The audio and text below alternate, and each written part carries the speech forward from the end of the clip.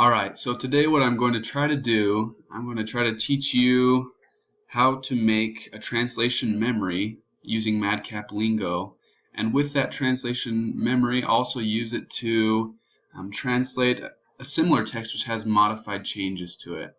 In this case I'm doing something very simple, I understand that, but it's something that's very basic and something that needs to be known in order to use MadCap Lingo. It's something that I myself struggle with, so this is the reason I'm making the video, so that this isn't a problem for anyone else trying to use the program, and hopefully I can be of help to someone else. So in this case I've used a general conference talk, a segment of a talk by Elder Viñas, and I've chosen both the source text in English and I'm also using the translated version in Spanish. So in order to create a translation memory, what we need to do is to load MadCap Align, which is shown here on the main page of MadCap Lingo. So MadCap Align will open up for me. Take just a little bit to do that. And then what I'm going to do is I'll do a new alignment project. So then it asks me to choose both the source or the original version and then the translated version.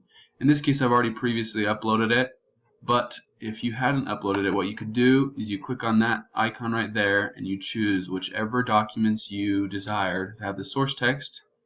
Then we'll just go ahead and do this, English, and then the same would be done for Spanish, but I've already done that. So we go to next. The source language is obviously in English, and then as I said, the target language is Spanish, and we'll just go do general Spanish. So we will name this Viñas Conference 2015. You can name whatever you want. That's what we'll name this one. And now MadCap Lingo just starts putting the documents together, and that will allow us to continue on making our translation memory. Alright, so it shows up right here, and in order to open that alignment project that we've just made, you just double click on it like I just did. And as you can see, these segments try to line up with each other. So currently we have 5 segments. But if we go to the first segment, sometimes something that will happen with MadCap is that it'll shove 2 sentences together in one big segment. Now that's something that you can work with, but I always like to have just one sentence at a time. So what you do is you double click, you put your cursor where you want that whole segment to be divided, and then you click on this icon. Gives you the option to split the current segment at the position of the cursor. Then we'll do the same as well on the Spanish side. We want to split it right there. Click on that cursor, and then let's go and see if it's all lined up. Yep, so we have 6 segments in both English and Spanish. So now what we would like to do is to make a translation memory. So what we do is we would try to create a translation memory locally, and we'll do Viñas translation memory. And then once again, when you save something, I always do it on the desktop, just because it makes it easier to find when we try to use it later on, this translation memory that we're about to create. So we have that saved, and we want to upload this file. Okay, so it was uploaded. 6 new segments, updated 0 segments. Perfect. So now what we'll do, slip it down. I just want to check on my, here we go, Viñas translation. So we have that on the desktop, and we can use that. So now that we've created, and that's really essentially the simple part, because we've just created translation memory. Now let's suppose that you had very similar type documents and you needed to use a translation memory to make translation a little bit smoother and also to get a head start. Now let me explain myself. For example, what I've done is I've taken that same segment of the Viñas talk and I've just changed maybe 2 or 3 words. So not big changes at all, but for this case it will help us. So what I'm going to do is a new project. We'll call it Viñas Modified because I made slight changes, that's why we'll call it. The source language is English, and then the target language once again will be Spanish. We'll go and find that. Next. So the source language file, we're going to find that, and I've already made changes to a previous talk given by other Viñas, that same talk. So I made a couple changes, like I said, just 2 or 3, but that will do for now. We'll go to next, and then it asks me select translation memories to use. Now we already made one, which was the Viñas translation memory. This one is one that I made earlier, but we'll click on this one to use that. It will both read and write, so it can see matches, possible matches from the source text, from the translation memory, and then also it will write. And we'll explain that later on when we get there. This part right here asks for a term base. A term base is essentially a dictionary that can be used. For example, if a company has very specific terms that they want to use in a different language, it may not be translated in a way that Google Translate, for example, or even a dictionary may do.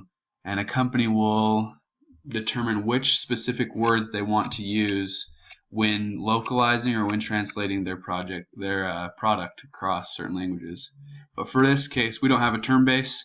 That's another project for another day, but we'll go ahead and finish.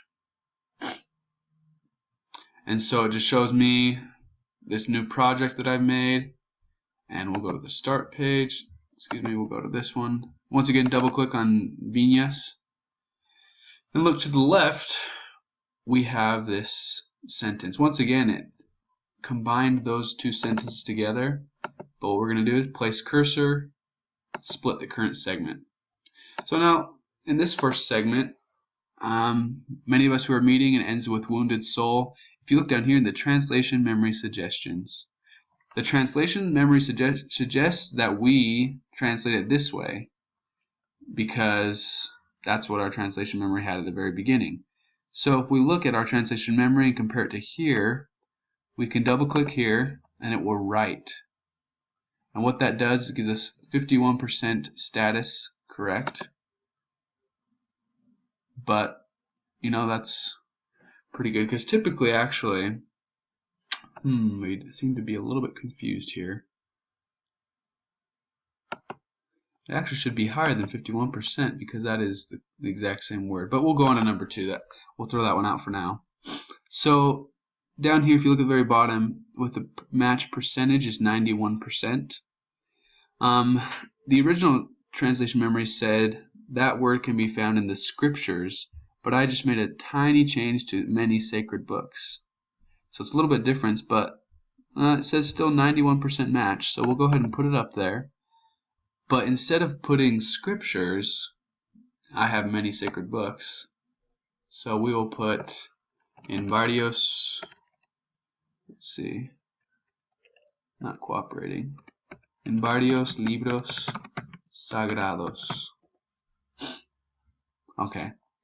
And so that's changed, 91%, but we'll still go with it. And then right here, instead of our experience in life, I've changed it to school. But once again, it's a 88% match. So we double click, a lo largo de la vida. So that doesn't really, it's not really understood as well. So we can just say a lo largo de la vida. But actually we'll just say gracias a nuestra experiencia en la escuela. Okay. So as you can see, every time I click on a new segment, it will give me a match. Now this one says strength, this one says superpowers, but as you can see, the translation memory is extremely useful because it shows us a percentage of a match, and then it also allows us to double click on it and just have the translation that we already have made through a translation memory, and we can put it up there. We can put it up in our new document.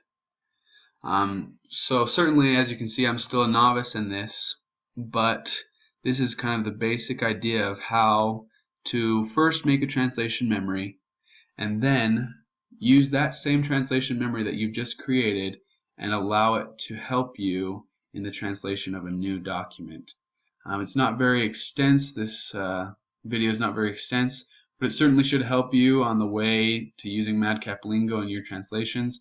I know that I still have some tinkering around to do, but I hope that this basic um, tutorial will really help you to start out on that. I know it did for me as well, even learning how to do it by myself. But thanks so much, and that is your short tutorial of MadCap Lingo.